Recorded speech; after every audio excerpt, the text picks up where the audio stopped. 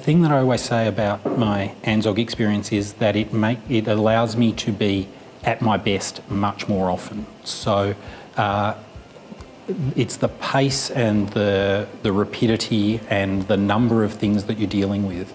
It's possible to get to the right answer, but it takes time. What ANZSOG offered me was a series of frameworks and ways of thinking about things that meant that I could get to the right answer in 5 minutes instead of an hour, or a day instead of a week, because I had an intellectual framework and a context to work within, and I had analogues from other sectors that I could draw on, and I had a network of smart, committed people that I could tap into and help me solve those problems, or connect me with people who could solve those problems. So again, the combination of the knowledge and the skills and the people. I think that there's definitely an opportunity to leverage the alumni network and leverage it for solving of real problems. Less about getting together and having a chat, but actually using the enormous brain power and experience that exists within the alumni network to solve real problems right now, to support people, to connect people. And I think that kind of action-based learning, not as a course or as a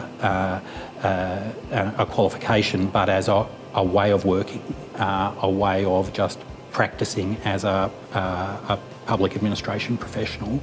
I think that's the point that we're now getting to with the size of the alumni, that it's reaching that critical mass, and I think it's a great opportunity at this moment in time.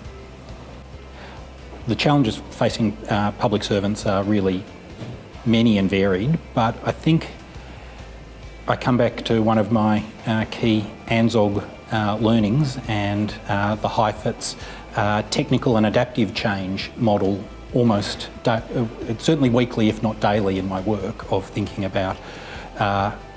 We used to deal a lot with technical problems, and we're very good at that. What we need to get much better at, and the big challenges that we struggle with now, are increasingly adaptive challenges. And how do we bring people along? How do we get the behaviour change that we need? How do we have citizens actively contributing to and owning in a really fast-paced, reactive environment? And that makes the challenge doubly difficult, to be able to both come up with a rigorous technical answer and be able to get the agreement and the implementation and the active ownership and buy-in of citizens.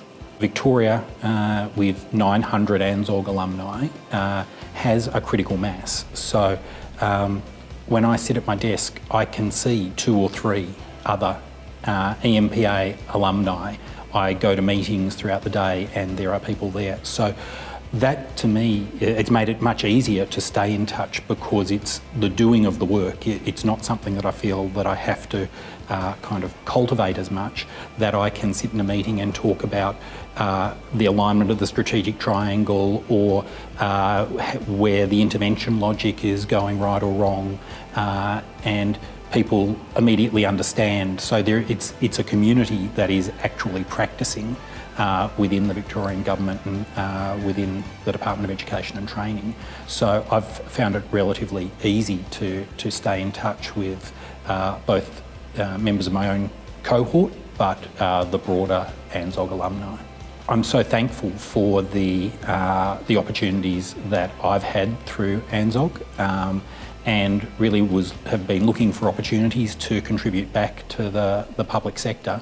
And it came at exactly the right time for me to be able to provide some of that direction and guidance, and feedback again from a practitioner perspective, what it is that I think we need to do to support the emerging leaders and leaders of the future, what skills they're going to need, and how we support them through formal processes, through the EMPA, through short courses, but support them through mentoring, support them through connecting them up with the right people. Just the advice at the right time. So I see ANZSOG as a critical institution in a broader network of public sector, public purpose organisations that are there to nurture and support leaders in the really difficult but really important work that we have to do.